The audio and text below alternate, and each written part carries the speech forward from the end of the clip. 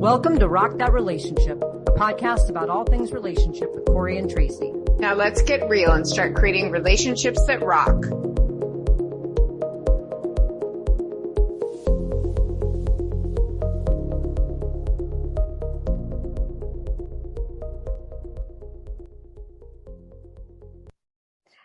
Hi, everyone, and welcome back to another episode of Rock That Relationship. We're so excited this season. We're doing a whole series on breakups, and well, there's just a lot to talk about, and we couldn't be more thrilled about today's episode. We are so pleased to be having a guest on here to be talking today with us about breakups. I'm going to turn it over to Tracy because, Tracy really got me connected with our guest today in terms of saying, she sends me every day. She sends like, you got to listen to this episode. You got to listen to this episode. So I'm out on my walks and listening to the episode. So I'm going to let her fangirl for a minute here and do her introduction, kind of get us kicked off. Okay, well, lucky for us, Coach Dorothy of Get Over Your Ex agreed to come on today. And Dorothy, just say hi. I will fangirl all over you. Hello. I welcome all fangirling. So fun. Oh my God. Well, we are so glad to have you on. And I have to tell you, you're a lifesaver. Like, I mean that truly. I don't want to start crying on the podcast, but we live in Tucson and live in this Tucson is a weird place, which we'd love to have you come out here. And so I'll be walking and the dog in the morning, pitch black, the coyotes are shrieking and, gathering. And I've been so sad over a breakup. And I was listening to your podcast and the way that you are so loving and so caring and that you say, I love you, brave hearts. Like I really in these dark nights thought, oh my God, she really does care. There is somebody out there who cares. So don't ever not think you're not having a big impact. Oh, thank you. I really appreciate that. The kind words are so needed from my end. And like being able to see people who have actually listened to the podcast and it impacted their life, it truly changes my life. So I appreciate that. Thank you so much. It means the world to me. Yes, it really is profound what you're doing. And, we're doing this whole season on breakups, which is my least favorite topic ever. And that leads me to that question, like, how did you get into this? What made you do this, how to get over your ex, podcast? And I know you also do coaching and boot camps and stuff. I did your mini boot camp and it was awesome. Yay. I'm so glad you loved it. So, I personally went through a very traumatic heartbreak of my own.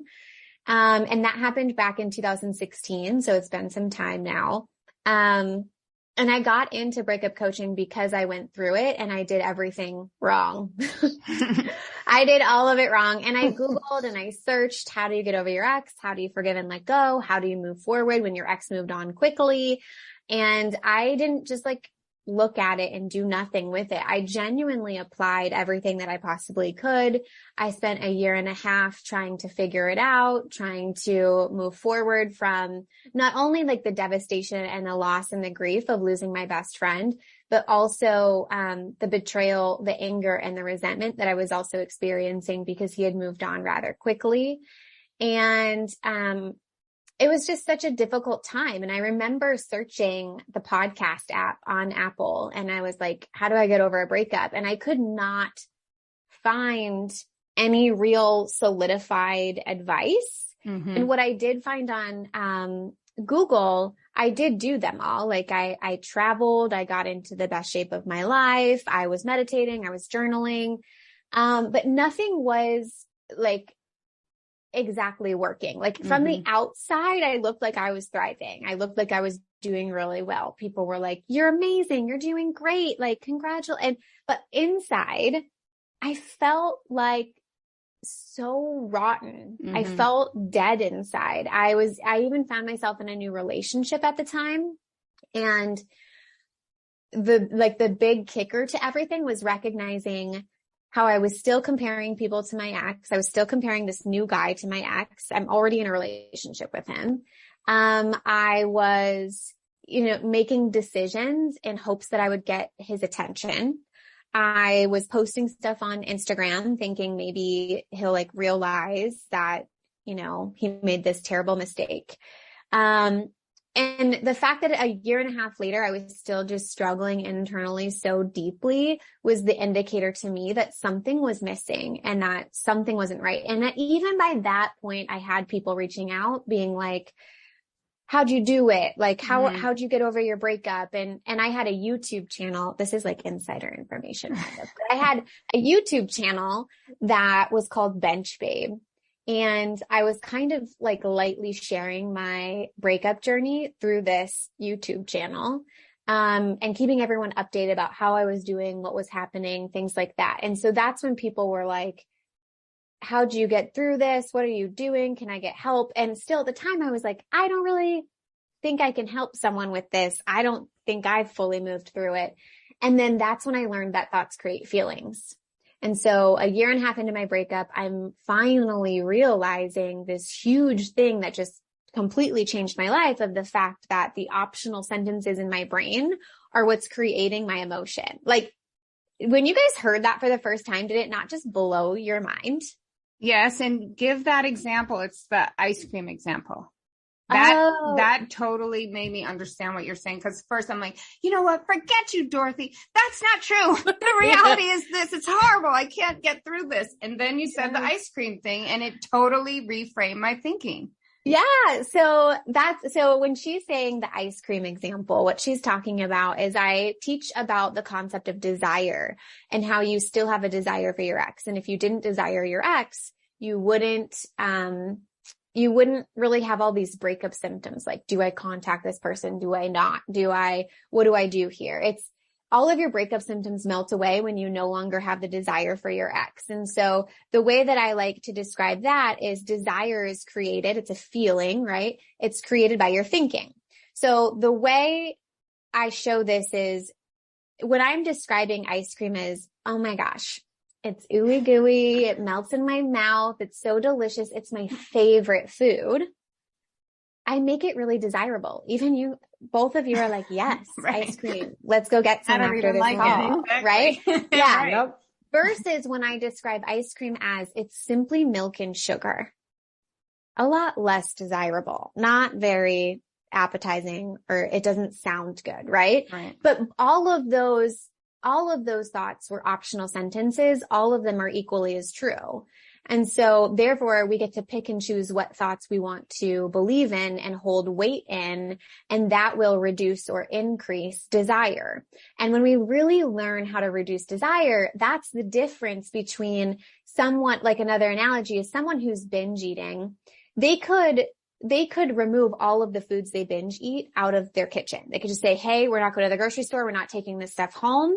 And that's how they get through binge eating. But it's a lot of like gritting, like bearing down and forcing yourself to not do something you don't want to do, versus getting to this point of, I can have the foods that I used to binge eat in the house and I simply have no desire for them. It's not a problem. It's a non-issue now. And that's what we're going for when we're talking about getting over our ex. I want brave hearts to learn to be brave enough, number one, to approach heartbreak differently. But number two, I want all of my brave hearts, by the time they're done working with me or listening to the podcast, to reduce desire and naturally and organically start showing up in the way that they want to build a life that is bigger and better than the one that they had with their ex.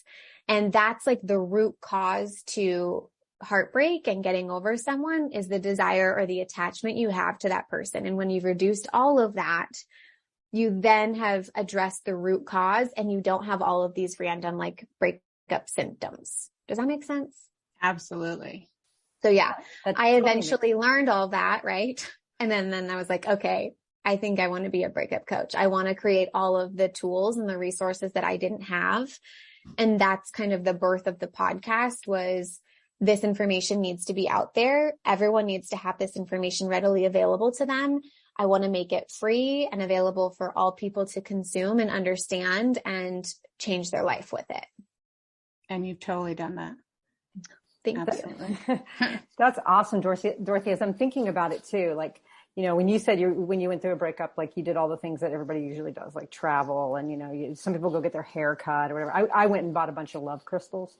Oh yeah. And I wrote a dear soulmate letter. It was really fun.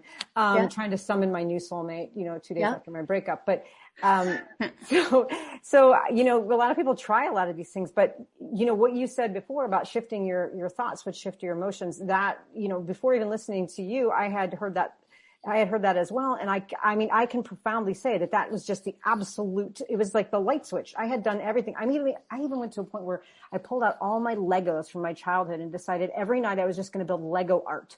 I mean, I tried everything, right? Like, I'm like, if I could just focus on Lego art masterpieces, maybe I'll get over my ex.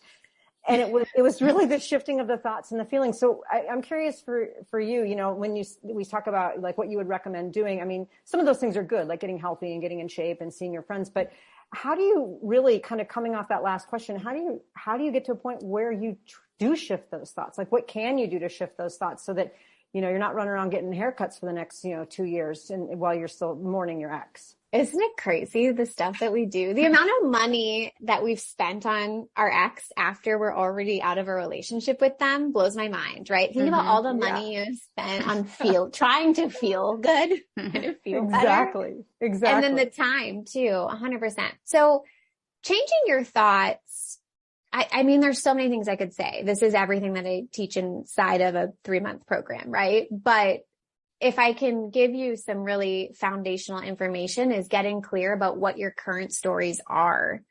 What are what we call breakup lies that you're telling yourself? What are you making the breakup mean about you? What are you taking on that's really your ex's as a reflection of you? Like, whatever your ex did, that's a direct reflection of them, but we so easily take it and make it about ourselves, right? Mm-hmm. I wasn't enough. I wasn't worthy. I wasn't lovable enough. If I would have changed, or if I would have been better, if maybe I would have compromised better, they would have stayed. And we look at all of the things that are wrong with us, and then we try to go find solutions from this place of there's something wrong with me. But what if in reality, there's nothing wrong with you? You've just adapted a story that's not yours. And so getting clear about what those stories are and just the pure awareness of them is monumental, right? So an example is, because my ex had moved on so quickly, I had determined that clearly he never loved me, because if you love someone, you don't move on that quickly, right? Mm-hmm. That's the story I had played in my head, when in reality, he could have moved on and still been in love with me. That's just equally as true. Maybe he was in love with both of us at the same time. That's totally available. How often have you been in love with two people at the same time? I'm equally in love with my mom and my dad at the same time. That's totally possible. And when I told myself that story, I found so much relief and release, and it felt different, right? And when I felt different, I showed up differently in the world, and I created different results in my life. And so it's getting clear about what those stories are, which you can do through a variety of ways of simply asking yourself questions of, what am I making this breakup mean about me? And is that really true? Why is my ex so desirable to me?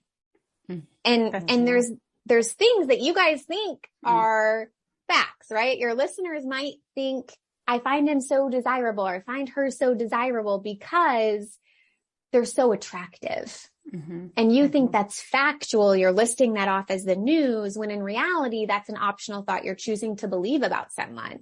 Because even sometimes we don't find someone very attractive until we start talking to them, and then we get to know them, and then we build this whole story up in our mind about them, and then they're very attractive, right? Mm-hmm. Right. Yep. And so it's the awareness around the thoughts, and then the questioning of, is it really true? What is it costing me to believe this? What is the problem my brain is trying to solve? And is believing this getting me closer to the solution?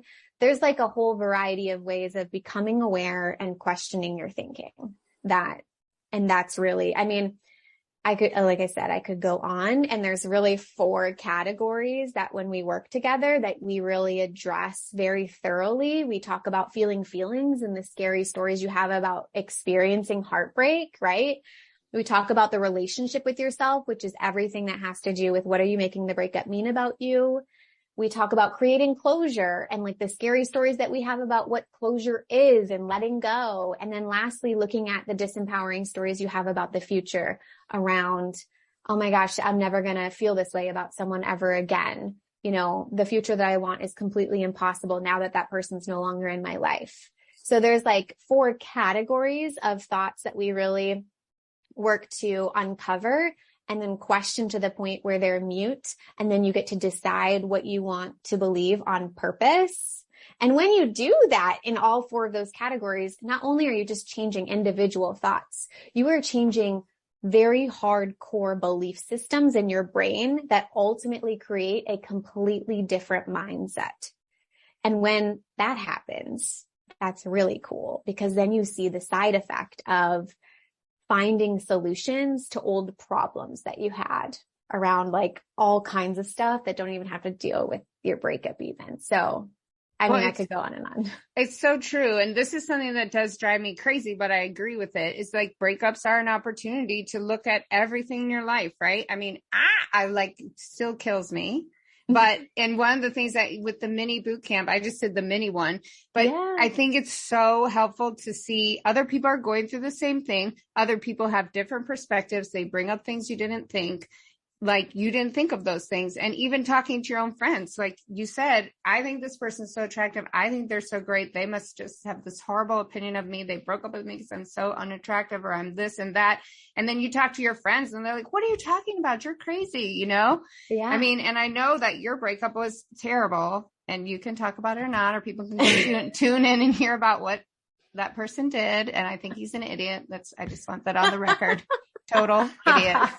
No, aren't we so grateful though? Because this stuff wouldn't be here if he didn't do that. Well, I know, right? But yes, we're grateful with a grain of salt. But I have to say, we're only on the audio, so people can't see. Not only is Dorothy very attractive, she is the sweetest person, one of the sweetest people I've ever spoken to and listened to. And like, you're a great person. And you're right. That's one person's perception. And who knows what is behind all of his actions, right? Yeah. But when you're alone in the dark and you're walking your dog outside, you're like, I am so unattractive. I'm so awful. Why didn't I say this? Or why didn't I do this? You know, it's your head. It's your mind.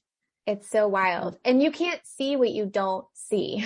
Like you need an outside third party perspective, an objective perspective, because it's really hard, even for myself. I have coaches upon coaches, because even for myself, with all the thought work I've done, I do this for a living. I do coaching for a living. I can't see what I can't see. Mm-hmm. Mm-hmm. Yeah. And when you're in it, when you're living it, like that's the lens you see everything through. So how are you supposed to see a different lens on your own? Like, it's just so wild. But 100%, I think seeing other people going through it, the community aspect of heartbreak is so important because of that, being able to see. And I think what's really cool is when you have such I don't even know how to put it into words, like badass, hardcore, successful, amazing women in the same room. Mm-hmm. And you watch one person get coached and you're like, what in the world was this guy thinking? Or what in the world was their ex thinking? Because you see how amazing they are. And the same thing goes for you. You're also in that group. Right. You're also doing the same thing. And so it's so good to see like, wow, this doesn't happen. It's not isolated to me. This happens to all kinds of amazing, successful, fabulous individuals. There's nothing wrong with me. This is a normal experience, and it just hasn't been normalized yet because we don't talk about it. Even thinking about, I was, texting with one of my coach colleagues this morning, and she was like all kinds of upset about crying and like releasing emotion in a very public setting. And I was like, why? We are like leaders in this world. We are leaders in showing what it's like to process emotion. This is normal. You used a normal, healthy, amazing expression of sadness. Why are we upset about that? Let's like be leaders in this generation of emotional healing and emotional maturity and saying, yeah, I'm feeling feelings and I'm going to release it, because that's a normal human thing to do.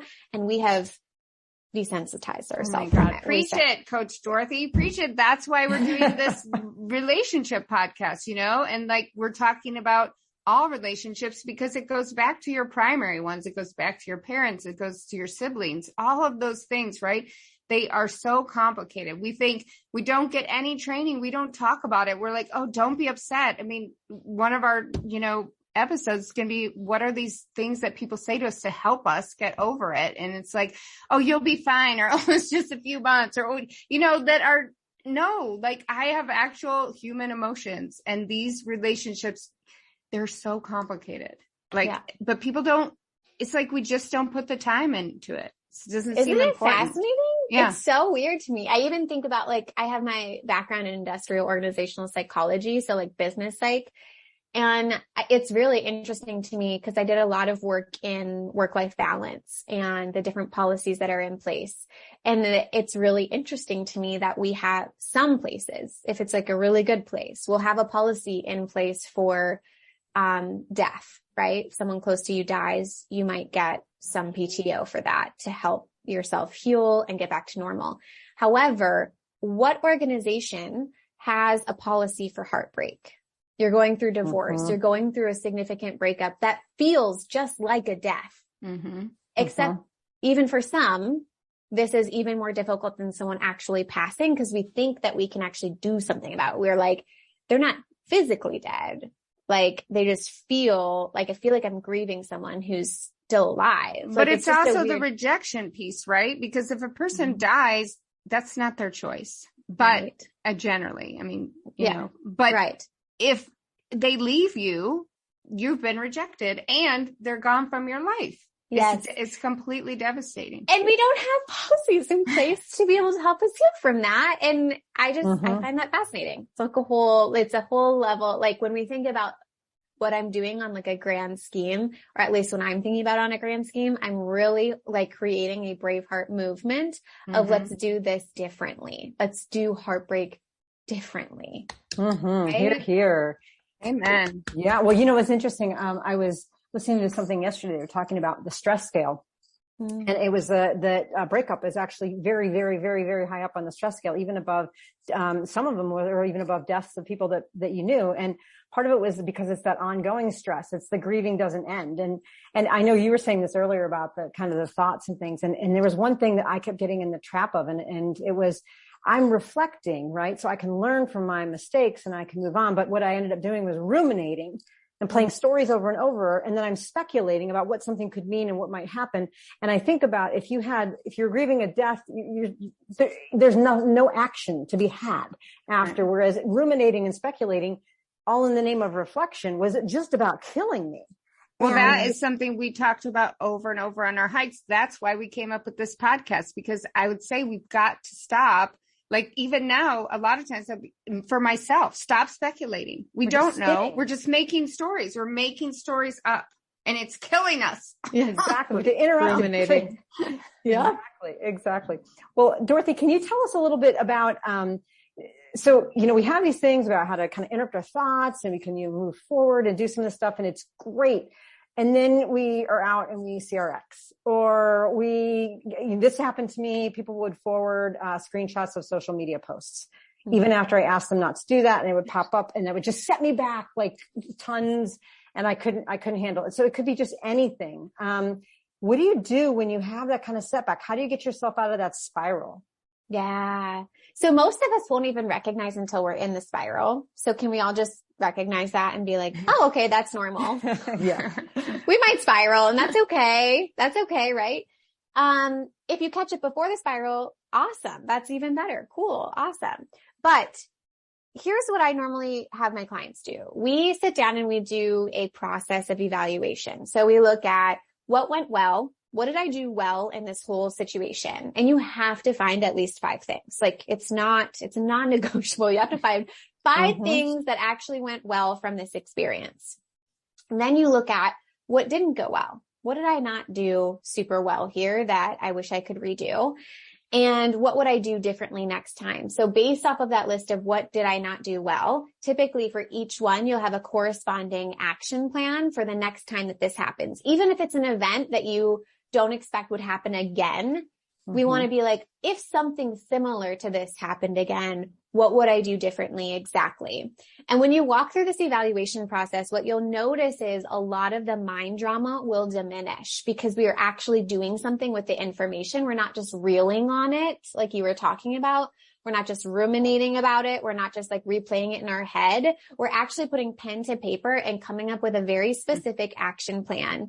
And then we even take that a little bit further and create what I call breakup protocols that outline how are we going to think, how do we naturally think, feel, and act in this kind of scenario versus how does future me think, feel, and act? And what are the 4 steps in that moment that we're going to take to ensure that I show up as future me rather than this past version of myself? Does that make sense? Yeah. Yeah. So you're sort of pre-planning how you might actually respond. Cause I know in some ways that when we don't think through how we might respond, we just respond from chaos and confusion. Right. And then we end up making the situation worse. Yeah. We react to our emotions. Mm-hmm. Yeah. 100%. And I think too, the beauty of that process is it allows you to look at what the data is versus the drama and get really clear about, wow, my brain makes so much drama out of very like normal situations. Like I ran into my ex. Of course I have feelings. We broke up. I love him. Of course I have emotion about not being with him in this setting. And so why am I saying that I shouldn't be doing this or that I should be doing that or like beating myself up?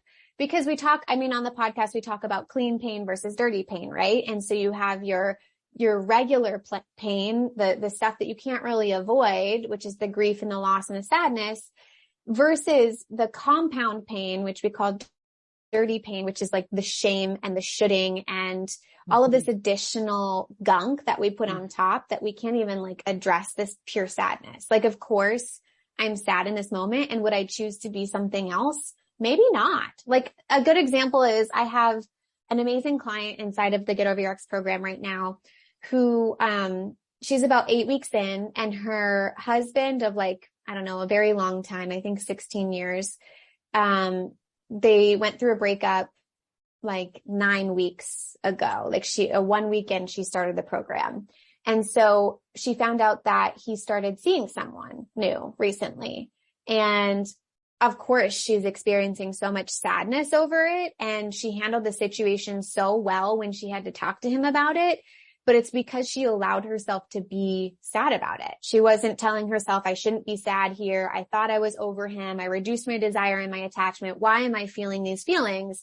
She was very much like, oh, of course I'm feeling feelings about this. We knew this event would take place at some point, and I knew that maybe I would experience sadness. And that is like a proper way for me to grieve and process this emotion. I'm not going to should myself. I'm absolutely okay with myself feeling sad. And at the same time, I know my life's going to be bigger and better. I know that I'm already working towards that. And I feel really confident in my own ability.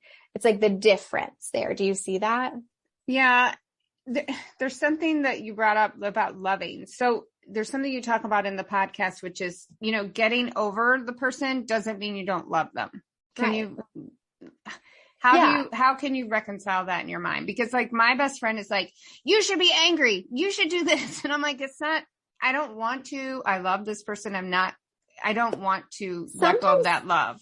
Yeah, I think sometimes we think that being angry is a lot easier, or at least that's what I thought. When I was going through my breakup, I was like, anger fuels action. So it's going to be easier for me to just be pissed at him because I'll just like get shit done at least. Right. Right. And so I think even then I didn't even know that I had the option to still love this person, because that's the other thing that I hear from other individuals is like, I love this person. I don't want to stop loving them. And I'm like, you don't have to. You can totally love your ex and be completely moved on and moved forward. For example, I think I very much love my exes, both of them. I have a lot of loving thoughts that allow me to feel love towards them. Do they feel that love? No, like they create their own love through their own thoughts. And so me loving them doesn't hinder or hurt them or give them any joy. It's simply something that I get to experience. And same thing with the anger, right? Like a reason I had a hard time letting go of anger was because I thought the longer I felt angry, the more pain my ex would be experiencing because I'm angry. However, he's off living his life. He doesn't experience my anger. He experiences his emotions from his thinking. And then I also thought that if I let go of anger, then I was also condoning his behavior. I was condoning the fact that he moved on quickly. And that's not true at all, right? I don't agree with how he handled the breakup. I don't agree with him having moved on so quickly. And at the same time, I can choose to no longer feel angry about it so that I don't experience the anger. Right. Because so you're the smart. one holding on to the anger. I mean, the anger Right. doesn't do anything other than just bog you down. And that's, as Tracy said before, what you hold on to that anger and resentment, you bring 2 shovels to the grave, but then you realize you don't bring 2 shovels, you bring 1 shovel and dig 2 graves. But the whole point is that you're the one who's bearing that burden of the anger. Mm-hmm. Yeah, you're the one that's experiencing the anger. It's in your body. The anger's in your body. It's not in your ex's body. It's in yours. You're the one that's feeling it and experiencing it. Well, okay. So how does that contrast with you say, live a life your ex regrets living? So are you living a life to spite that person? Or are you like, is your whole life now about spite? Or what does that mean? You say it's like a Sunday and that person is a cherry on top and they roll off. Well, so be it. You've got the rest of the Sunday. Can you? Yes. Let me tell you. Yeah. Let me tell you all the things, but I want to back up and start from the beginning, if that's okay with you. Okay. When I first started getting over my ex, there were 2 things that I wanted. You ready for this? Okay. Revenge. Exactly. The first thing I wanted my ex to come back. I wanted him to be like, oh my God, I fucked up. I made a terrible decision. I can't believe I did this. I'm so sorry. I'm back. The second thing I wanted my life to look so extravagant that it made it so ridiculously clear that he realized he fucked up and would come back and be like, your life is so cool. I want to be a part of it. In both scenarios, though, he was coming back, right? Right. So 100%, that's where it started. This whole idea. And it was really coming from this base level. And I didn't know it at the time, but this base level of determination and commitment around, I couldn't go backwards. I refused to have a life that was like the life I had before he entered my world. Because when he entered my world, he opened up my eyes to this portal of possibility around what was available to me. I didn't know that I could live a lifestyle that he had. I didn't know that I could have all these different things in my life, have this life experience. I didn't know that I wanted to be a mom or a wife or any of these things until I met him and he showed me, wow, I'm actually kind of genuinely interested in having this kind of life. And so it started out from this place of, oh my gosh, I'm so angry. I'm going to fuel this action of building this life from this angry place. But then as it went on, I realized that once I was able to let go of the anger and resentment, and once I did all the work that we've been talking about so far, I got to this place where I was like, I'm genuinely living the life that I wanted with him on my own. And it feels so much more secure because I've built it by myself. That doesn't mean I don't have other people in my life. Like, I'm happily engaged and I have a fiance and we're planning on getting married and building this life together. That doesn't mean that I did it all alone, but I did it in a way where I know that my thoughts created my current reality. I've created everything that I have. I've created the lifestyle that I want, my career that I want, the home that I want, and I will always be able to do that regardless of who's in my life. And so that's what I talk about when I say I want all of my brave hearts to be creating this epic, beautiful, amazing life, because once you create that, you have a sense of security that, and really the security comes first. You feel secure in yourself, and then all those results will also come up. But once you have created that for yourself, then like I said, someone can come join you and be the cherry on top. And if they roll off that Sunday, it's not a big deal because you know you created the Sunday in the first place. Versus right now, you might be in the sense where they took half the Sunday. They took the banana, they took the 3 scoops of ice cream, and you're left with just the bowl. And you're like, oh my God, what do I do? At least that's how I felt. And so a real world example of that is I'm creating this life now with someone else. But if my fiance decided that he didn't want to do this anymore, I wouldn't be like, oh my gosh, my whole world's ending. I don't have everything that I wanted. I'm not going to have everything that I wanted. That's not how I feel at all. And even we've been having conversations about like our vows and stuff, because there's no way I can have regular vows. Never will I ever be the person that says till death do we part. I will be with you forever. Like that is not it at all. Like my vows will all be about emotional maturity. I promise to you that I will always take responsibility for my emotions, that I will always be a soft landing place for you. If we ever decide to go part our separate ways, I'm going to be here and supportive in any way possible. Like those are the kind of vows that I want to have moving forward. And that's what I'm talking about when I'm saying create this epic, beautiful life on your own so that you feel fully responsible for what you've created up until this point, so that you know you can be fully responsible for everything moving forward. And no matter who's in your life, it doesn't matter. Oh my God. See, that is so awesome. And I think that everybody who's listening should, whether they're in a breakup, they're going to be in a breakup, they're never going to be in a breakup, everyone should be a brave heart. So how can everybody find you? Because this information is so valuable, whether you're in a breakup or not. I love that. Mm-hmm. It's just so smart and good.